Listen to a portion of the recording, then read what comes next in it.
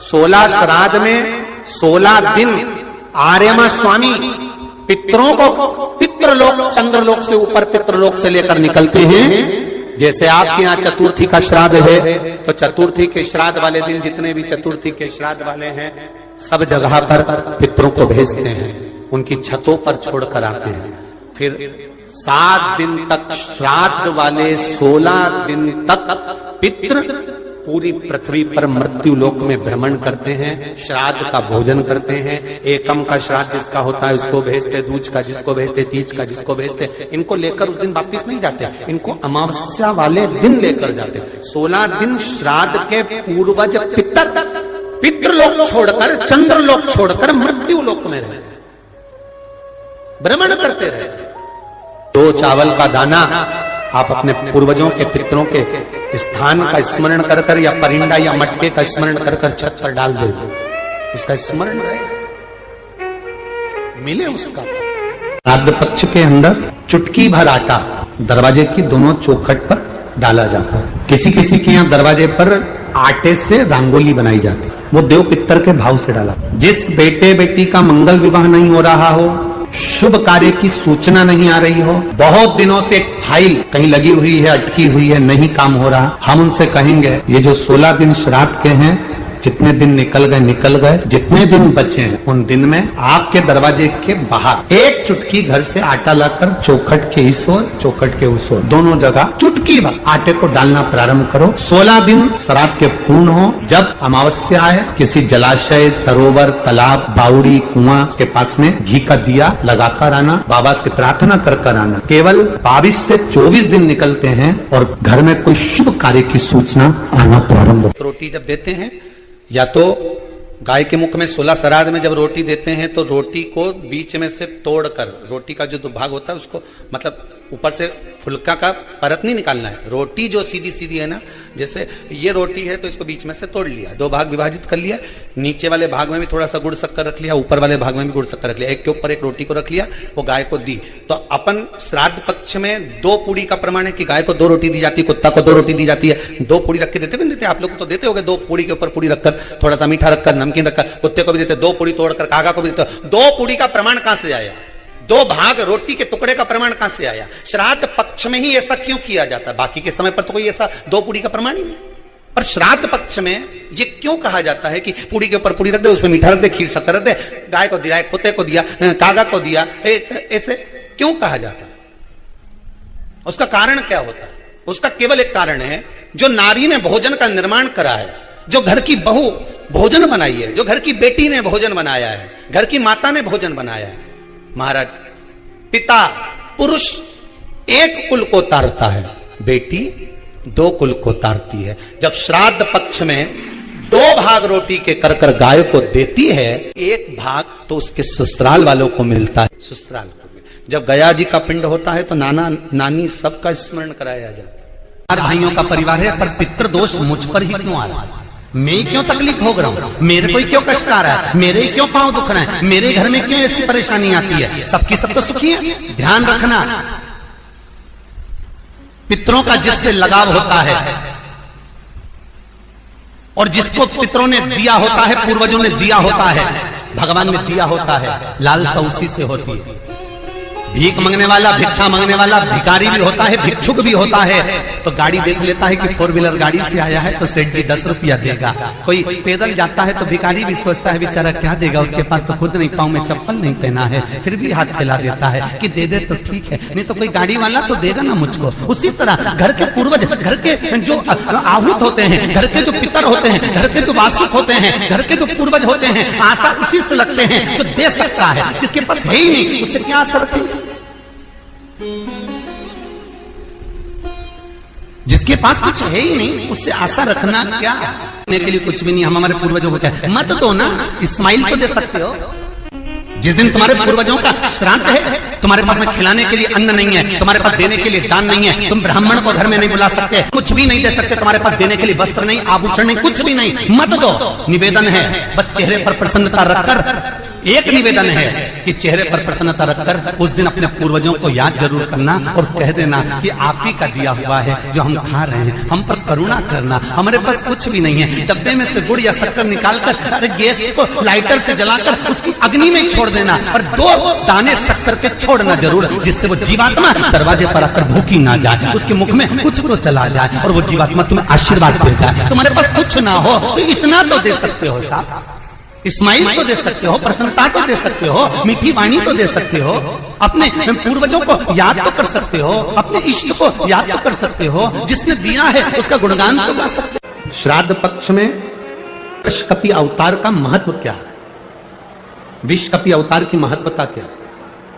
देव पितर शिव महापुराण में अगर 16 दिन श्राद्ध के होते हैं और 16 दिन श्राद्ध में से कोई भी एक दिन श्राद्ध का जो तुम्हारी मर्जी पड़ जाए, जिस दिन तुम घर में फ्री हो, जिस दिन तुम्हारी मर्जी पड़ जाए, जिस दिन तुम्हारा मन कर जाए, उस दिन वृषकपि विषकपि नाम लेकर एक रोटी में थोड़ी सी शक्कर या गुड़, थोड़ा सा चावल, थोड़ा सा अगर चावल नहीं हो तो खीर बन जाए तो ज्यादा अच्छी है, रोटी के अंदर रखकर वृषकपि या विषकपि भगवान शंकर का एक अवतार है नारायण के साथ में। भगवान शिव और भगवान शंकर का नारायण का एक अवतार मिलकर हुआ था। भगवान शिव और नारायण का मिलन से 3 अवतार हुए थे। 3 अवतार हुए। एक हरिहर अवतार भी भगवान शंकर और नारायण के मिलन से हुआ। एक वृषकपि अवतार भी नारायण और शिव के मिलन से हुआ। तो जो वृषकपि अवतार है भगवान शंकर और एक भगवान नारायण और भगवान शंकर के मिलन से शरंभेश्वर अवतार भगवान शंकर का और नारायण का मिलकर हुआ है। शरंभेश्वर, ये 3 अवतार नारायण और शिव जी मिलकर बने हैं। 3 अवतार भगवान शंकर ने नारायण के साथ मिलकर लिया, शरीर एक बनाया, दोनों मिल गए, एक शरीर बनाकर जगत का कल्याण करें। रोटी हो तो रोटी, पूड़ी हो तो पूड़ी, पराठा हो तो पराठा, जो तुम बनाए हो उसमें थोड़ा सा मात्रा दूध चावल की या खीर की, थोड़ी सी मात्रा गुड़ की, और वृषकपि या विषकपि अवतार का नाम लेकर अपने दरवाजे के बाहर खड़े होकर जो गौ माता को श्राद्ध पक्ष में किसी भी दिन ये भोजन वृषकपि का नाम लेकर दे देते हैं, उसके घर में कभी संपदा की कमी नहीं आती, धन की कमी नहीं आती। श्राद्ध पक्ष का ये स्वरूप है विषकपि अवतार। एक बार सब बोलेंगे, बोले विषकपि भगवान की। अब नाम आप लोग ले जिससे आप लोगों को याद हो जाए। बोलिए विषकपि भगवान की। आप विषकपि बोल सकते हो, वृषकपि भी बोल सकते हो, वृषकपि भी बोल सकते हो, और विष देव पितर कथा का ये सबसे सुंदर संवाद है विषकपि अवतार। पुराण की कथा सुन ली तो पितरों को समझ जाता कि पितर है क्या। सारे लोकों में सबसे सुंदर लोक है पितर लोक। कारण क्या है? तुम्हारे यहां दिवाली साल में एक बार मनाई जाती है। देवलोक में दिवाली साल में एक बार मनाई जाती है, नाग दीपावली के दिन। पितृलोक में दीपावली रोज मनाई जाती है। कारण, पितृलोक में दिवाली रोज क्यों मनाई जाती है? उसका कारण क्या होता है? लक्ष्मी जी ने नारायण से पूछा, ब्रह्माणी ने ब्रह्मा जी से पूछा, इंद्राणी ने इंद्र से पूछा, एक बात बताओ, तुम दिन भर बैकुंठ में नहीं रहते हो नारायण, आप कहां चले जाते हो? भगवान विष्णु ने कहा, मैं बता नहीं सकता कि मैं दिन भर कहां जाता हूं। नहीं, आज तो आपको बताना पड़ेगा कि तुम दिन भर कहां जाते हो, तुम दिन भर रहते कहां हो, कहां पहुंच जाते हो दिन भर, आपको बताना पड़ेगा, ये आपको बोलना पड़ेगा। भगवान नारायण कहते हैं, मैं नहीं बता सकता। सुबह शाम घर पर आते हो, दिन भर गायब रहते हो, आखिर जाते क्या हो? पत्नी पति से क्यों ना पूछे? तुम भी अपने पति से पूछ सकती हो, क्यों दुकान तो 8 बजे बंद हो गई थी, 11 बजे आ रहे हो, कहां वो काम था? लक्ष्मी जी ने पूछा, तुम दिन भर कहां रहते हो? भगवान विष्णु ने कहा, मैं बता नहीं सका। बताना पड़ेगा। तब नारायण ने कहा, फिर नारायण बोले, नारायण ने कहा कि देखो लक्ष्मी, बात ऐसी है कि पितृलोक इतना सुंदर लोक है, इतना सुंदर लोक है कि जहां जितने पितर निवास करते हैं उनके घर का कोई व्यक्ति अगर कथा सुनने जाता है, मंदिर जाता है, अगरबत्ती लगाता है, दिया लगाता है, या पूजन आराधना करता है या भूलवश भी कहीं भगवान की कथा में जाकर बैठ जाता है, जितनी देर उसके घर का व्यक्ति कथा में बैठता है, नारायण कहते हैं, उतनी देर मैं उसके घर के पितरों के कंधे पर हाथ रखकर कथा को श्रवण करता हूं। पितृलोक इतना सुंदर है।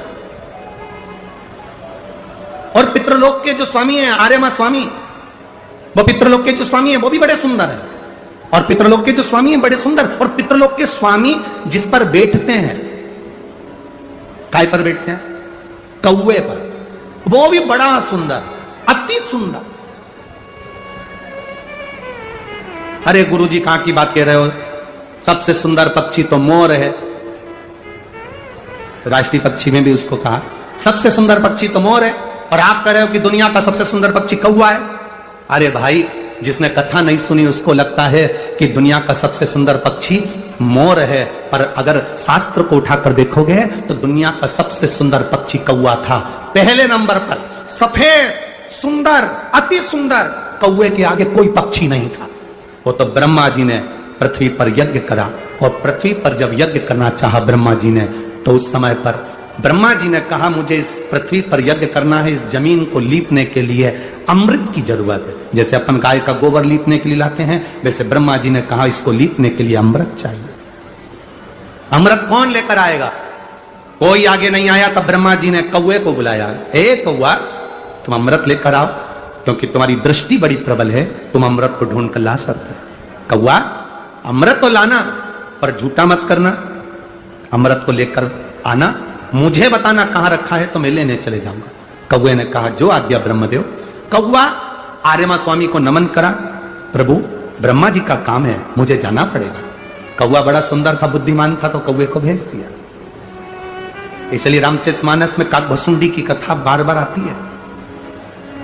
गरुड़ और कौवे की कथा रही है।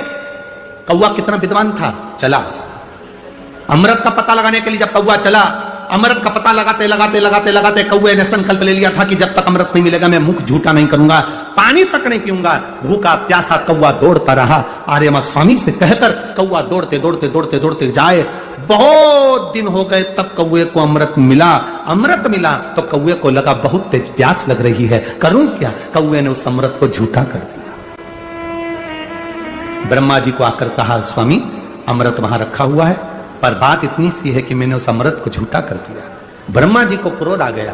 ब्रह्मा जी ने कहा, कौवे तू सफेद होकर, सुंदर होकर तूने ऐसा काला काम कर दिया, ऐसा बेकार काम करा, तूने अमृत को झूठा करा और ऐसा काला काम तूने करा। मैं तुझे श्राप देता हूं कौवे, तू गोरे से काला हो जाएगा। तूने अमृत को झूठा करा, इसलिए तेरी वाणी कर्कश हो जाएगी, तेरी वाणी कर्कश हो जाएगी। अमृत को कौवे ने झूठा करा था, इसलिए सारे पक्षी जल्दी मरते हैं, पर कौवा इतनी आसानी से नहीं मरता। कौवा इतनी आसानी से नहीं मरता। सारे पक्षी जल्दी मरते हैं, पर कौवा आसानी से नहीं मरता।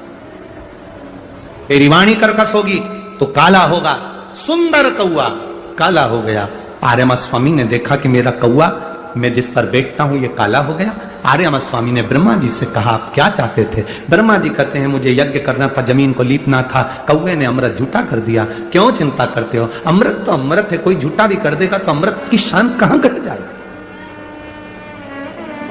अमृत की क्या शान घटना?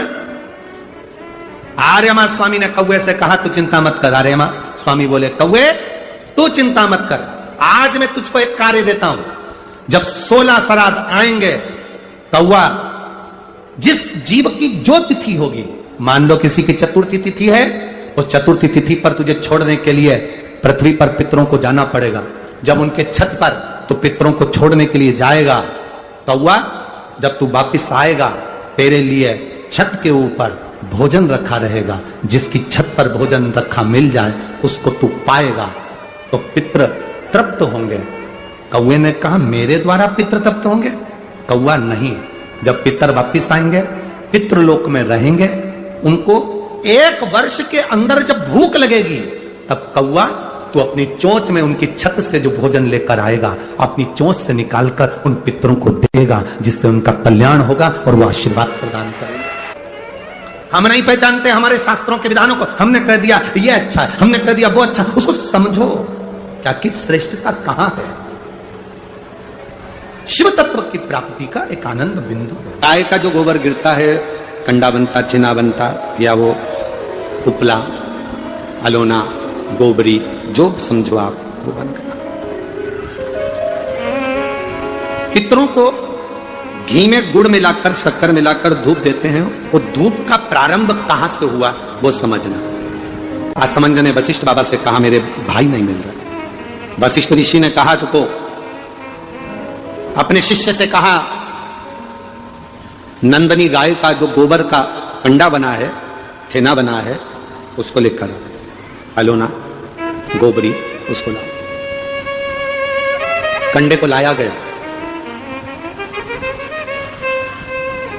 अग्नि में जलाया गया, जलाकर असमंज के सामने उसको रखा गया। उसमें नंदनी गाय के दूध का घी बनाकर उस कंडे पर छोड़ा गया।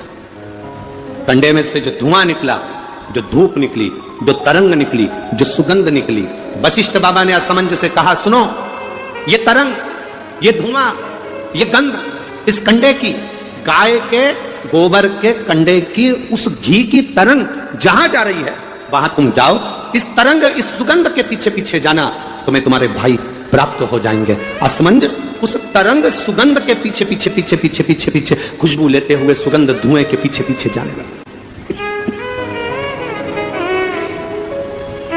जाते जाते जाते जाते कपिल मुनि के आश्रम में असमंज पहुंच गए।